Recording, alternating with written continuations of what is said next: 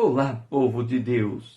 Eu estou aqui compartilhando Tito, capítulo 3, o versículo 3 em diante, quando Paulo fala assim: porque também outrora, e eu estou destacando uma das coisas que ele diz aqui, éramos desobedientes, mas ele nos salvou mediante o lavar regenerador e renovador do Espírito Santo.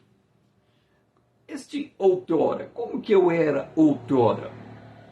Talvez você se identifique comigo.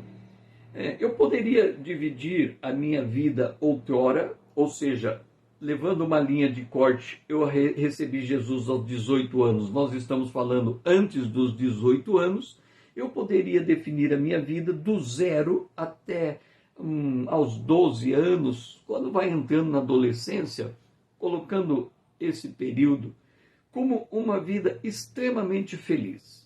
Do 0 aos 12 anos de idade, eu vivia em um ambiente altamente protegido. Meus pais nos davam uma vida nos afastando dos temores externos, então nós não sabíamos o que estava acontecendo, qual é a luta que a minha família passava, essas coisas todas, porque nós estávamos vivendo uma bolha. E nesta bolha, eu era feliz dentro dessa bolha. O que significa ser feliz dentro dessa bolha? Tipo assim, você acorda no horário que tem que acordar, passa o dia amanhã estudando no horário que tem que estudar, vem para casa, faz as tarefas no horário que tem que fazer as tarefas e depois tem o resto do dia para brincar. E brincávamos muito. Mas como era uma bolha, eu brincava muito com as minhas irmãs. Não tinha a liberdade de ir para outros lugares. Ou seja, eu podia brincar desde que fosse em casa. Então eu brincava em casa. E uma coisa que caracterizou a minha infância era o seguinte: eu nunca gostei de receber ordens. Talvez por isso as pessoas falam, também teu nome é César, né? César, e isso lembra a história dos imperadores romanos. Então, eu era um pequeno imperador da minha própria vida, não gostava de receber ordens. No entanto, aos olhos dos outros, eu era uma pessoa extremamente obediente. Mas como está escrito aqui, se outrora éramos desobedientes, e o testemunho que as pessoas davam a meu respeito era de que eu era obediente. Eu era obediente. O meu pai dizia, você vai brincar dentro de casa eu brincava. E isso significa que eu era obediente. Se ele dizia, não atravesse a rua, eu não atravessava a rua.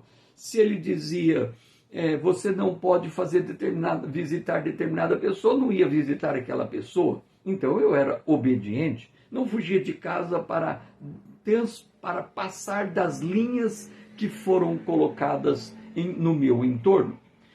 O salmista já dizia isso, foi Davi que escreveu um salmo e ele dizia, eu deleito-me aonde caem as minhas linhas. Quando nós olhamos para o mapa de Israel dividido entre as tribos, olhando a tribo de Judá, ela é uma das menores tribos. Davi foi rei em Judá. Certo, ele olhou aqui, ele falou, a terra é pequena, mas o limite da terra foi dado por Deus, eu vou me contentar com este limite. Então eu achava que o limite era um lugar de proteção. E ali estava a minha desobediência sendo obediente. Como assim? É que quando eu recebi uma ordem de ser obediente, eu captava aquela ordem, internalizava dentro de mim e eu fazia por gosto meu, não porque alguém me mandava. Esta era a maneira como eu absorvia uma ordem. Então, se a minha mãe dizia, fica dentro de casa e brinca dentro de casa eu ficava e dentro de casa eu brincava. Mas eu transformava este lugar como um lugar espaçoso, como um lugar divertido, como um lugar em que ele se transformava num grande parque, num parque gigantesco, onde eu tinha liberdade de correr, de brincar, de pular.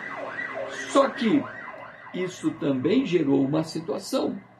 Os limites que me eram dados, além daqueles limites, era um lugar de perigo, era um lugar de medo, era um lugar inexplorado, era um lugar que eu desconhecia.